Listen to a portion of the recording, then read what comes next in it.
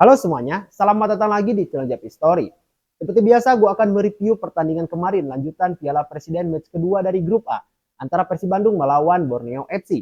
Pertandingan ini adalah pertandingan pertemuan sang juara yang mana Persib Bandung dengan statusnya sebagai juara Liga 1 dan Borneo FC dengan statusnya sebagai juara regular series. Ini tentunya pertandingan sangat bergengsi, tetapi Persib Bandung harus mengakui keunggulan dari Borneo FC dengan skor tipis 1-0.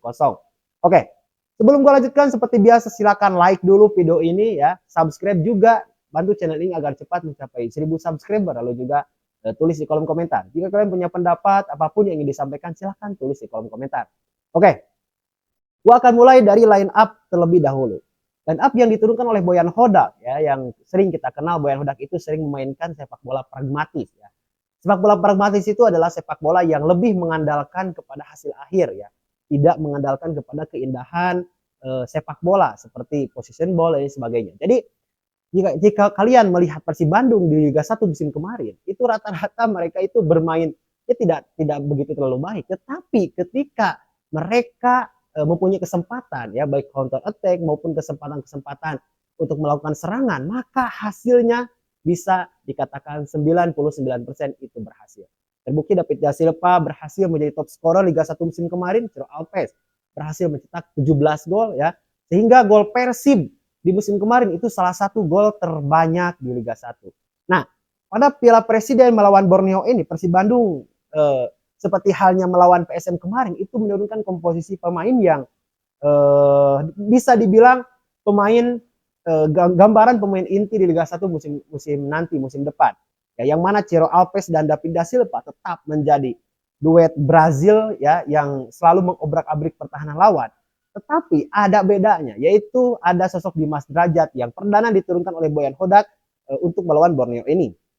Lalu di tengah seperti biasa ada Maklok, lalu juga Rahmat Irianto dan Beckham Putra, yang mana Beckham Putra diberikan kesempatan oleh Boyan Hodak untuk mengisi posisi aslinya. Setelah pada Liga 1 musim kemarin Beckham Putra ini lebih disimpan di sayap kanan ya. Dan seperti biasa di lini belakang ada Nick Kuipers yang kali ini diduetkan dengan back anyar mereka yaitu Gustavo Franca, yang ternyata Gustavo Franca ini itu punya kekuatan defense yang cukup luar biasa sehingga nampaknya tidak akan kesulitan ketika harus duel dengan Nick Kuipers. Dan di back kanan juga diisi oleh Hen dan di back kiri seperti biasa diisi Rezaldi, dan penjaga gawang Persib Bandung mempercayakan kepada Kevin Ray Mendoza. Berbeda dengan melawan PSM kemarin yang Reza Pakualam dipilih oleh Boyan Hodak untuk mengisi penjaga gawang Persib ketika melawan PSM kemarin. Lalu ya di Borneo FC ya yang memang sering kita kenal Peter Huistra ini itu lebih mengandalkan filosofi bermain yaitu possession ball ya. Jadi Boyan Hodak dan Peter Huistra ini adalah dua pelatih dengan ideologi sepak bola yang berbeda. Boyan Hodak lebih kepada hasil akhir atau sepak bola pragmatis, sedangkan Peter Huistra ini lebih kepada possession ball ya. Nanti kita akan bahas lebih dalam lagi. Nah, kombinasi yang diturunkan oleh Peter Huistra pada pertandingan kali ini ya menempatkan Leo Gaucho ini menjadi striker tunggal di depan, ditopang oleh Stefano Lipali dan Terence Pohiri ya. Namun sayang sekali ya di pertandingan melawan Persib ini Gaucho ini tidak terlalu banyak mendapatkan ruang ya karena pergerakannya itu selalu dikunci oleh Nick Kuipers. Lalu di tengah ya Borneo FC ini menempatkan Rivaldo dan Berginho sebagai gelandang serang mereka, dan gelandang bertahan itu dipercayakan kepada Kei Hirose yang begitu luar biasa ya pemain ini ya, tanpa lelah, bahkan dalam sesekalipun ia mampu mengisi ruang-ruang kosong yang ditinggalkan oleh teman-temannya. Jadi Kei Hirose ini meskipun terjadi duel-duel keras di lini tengah, tetapi dengan skill dan kemampuan fisik yang mumpuni, ia mampu menjadi peredam ya atau filter untuk serangan-serangan dari Persib Bandung.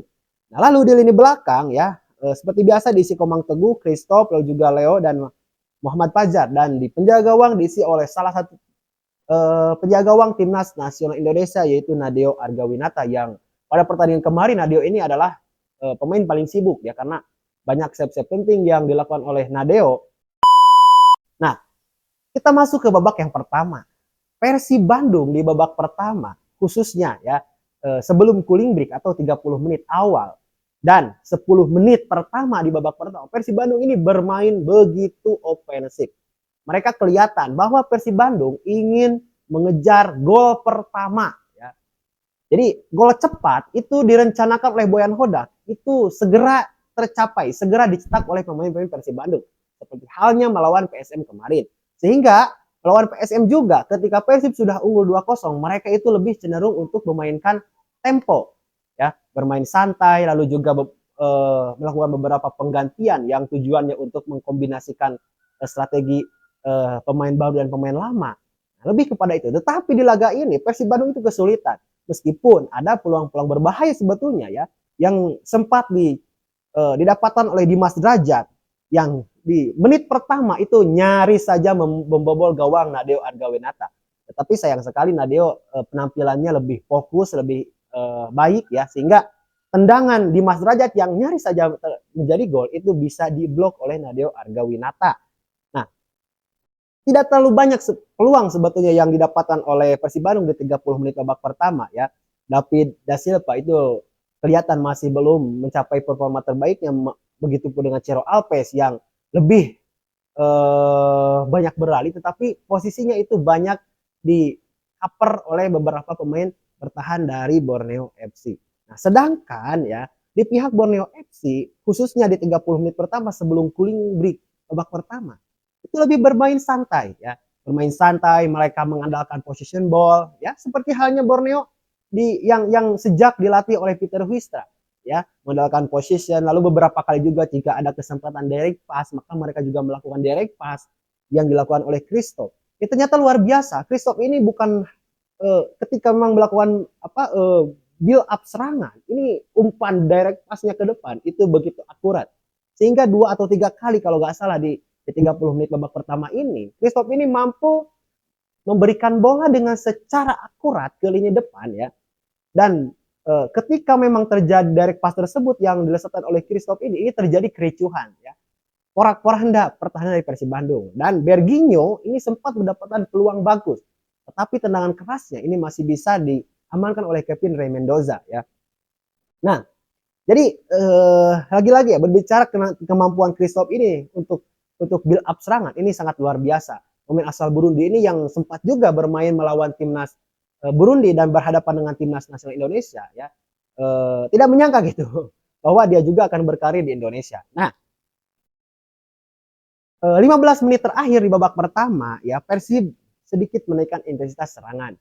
Beberapa kali mereka mendapatkan peluang ya, meskipun Maklok ini harus ditarik keluar oleh Matteo Kosizan karena Maklok kayaknya mengalami masalah di kakinya ya. Jadi mau tidak mau daripada Maklok mengambil resiko ya, karena ini masih pramusim, maka ia harus diganti oleh Matteo Kosizan. Tetapi pemain ini, Matteo Kosizan ini ya, meskipun gaya bermainnya mirip sekali dengan Maklok dan posisinya pun itu sama dengan Maklok, pemain ini hanya satu kelemahannya, yaitu emosinya mudah menyala gitu. Coba lihat pertandingan kemarin, Matteo Kosizan itu beberapa kali ikut bentrok, meskipun masalahnya dengan orang lain ya, Nick Kuipers dan Gaucho yang sering berbentrokan ya, sering berduel sehingga harus memaksa mereka untuk saling sikut, saling dorong menorong. Tetapi Matteo ini malah ikut-ikutan. Ini kelihatan bahwa emosi pemain ini itu lumayan tinggi. Nah, jadi ini PR untuk Boyan Hodak agar supaya bagaimana Matteo Kosizan ini tidak terlalu menyala-nyala emosinya ya, bisa harus diredam ya, karena ini lagi-lagi apalagi di Liga 1 musim kemarin yang lawannya akan ada lawan yang lebih brutal dan lebih ketat daripada Borneo FC ya, maka penting untuk pelatih untuk mengingatkan, untuk meredam emosi pemain agar tidak terlalu merugikan bagi tim. Nah, di penghujung akhir babak pertama ini Persib Bandung nyaris lagi mencetak gol. Ini lewat Dimas Derajat lagi. Tetapi sayang sekali Nadeo juga itu yang menjadi pemblok tendangan dari Dimas Derajat. Kalau masuk ya tendangan Dimas Derajat ini, maka Dimas Derajat akan sangat terboosting percaya dirinya ya, ketika memang bermain di Persib Bandung, lalu juga sudah mencetak gol ya, dibanding David Da Silva masih sangat kesulitan, beberapa peluang pun ia nyaris tidak on target. Tapi Dimas Derajat 2 tendangannya ini on target, tetapi sayang sekali bisa diredam oleh David Da Silva. Nah, babak pertama selesai, tidak ada gol yang terjadi, dan di awal babak kedua ya, Maka sesuai dengan halnya turnamen pramusim, maka banyak pergantian yang terjadi. Di Persib itu Victor Igbonepo lalu juga Rian Kurnia, Robi Darwi itu dimasukkan ya. Kelihatan bahwa Victor Igbonepo itu menggantikan Gustavo Franca yang ini hanya untuk sebatas kebugaran karena Gustavo Franca juga masih adaptasi ya, terlepas dari permainan perdananya melawan di Persib Bandung itu cukup bagus ya, tetapi tidak sepenuhnya bisa full main ya dan harus digantikan oleh Victor Igbonepo. Dan Rian Kurnia ini menggantikan Dimas Derajat pun sama ya, masih tahap adaptasi percobaan ya. Lalu juga Robi Darwis ini menggantikan Hen yang nyaris tidak punya peran selama 40 menit di babak pertama. Nah, sedangkan di Borneo FC ya di babak kedua ini memasukkan center back mereka. Jadi center back Leo dan Christoph ini diganti oleh Ronaldo dan Diego Michel. Ya. Nah, sepanjang babak kedua sebenarnya tidak terlalu banyak peluang yang berbahaya ya. Persib sama seperti halnya di babak pertama, sekali gertak-gertak ya, sempat juga mendapatkan peluang bagus, tetapi ya itulah ya mungkin ini masih pramusim ya, di ketajaman David da Silva ini masih kurang begitu baik. Borneo juga sama, Lili Pali ya, dan Sepuhiri dan pemain-pemain yang lainnya juga punya peluang-peluang bagus, tapi ya tidak on target, rata-rata ini masih bisa diantisipasi oleh Kevin Mendoza kalau di Persib Bandung, dan di Borneo ini masih bisa diamankan oleh Nadeo Argawinata. Tetapi ya, setelah waktu normal selesai dan masuk ke babak extra time ya, babak tambahan waktu, Persib Bandung kelihatan kecolongan. Ini nih yang harus memang dipahami. Berkat awalnya ya, ketika Robi Darwis gagal mengantisipasi pergerakan dari Habibie, ya, di sanalah terbuka lebar peluang Borneo untuk mencetak gol. Habibie langsung cutback memberikan bola kepada Berginho ya, kalau nggak salah Berginho, dan Berginho sukses membobol gawang Persib Bandung.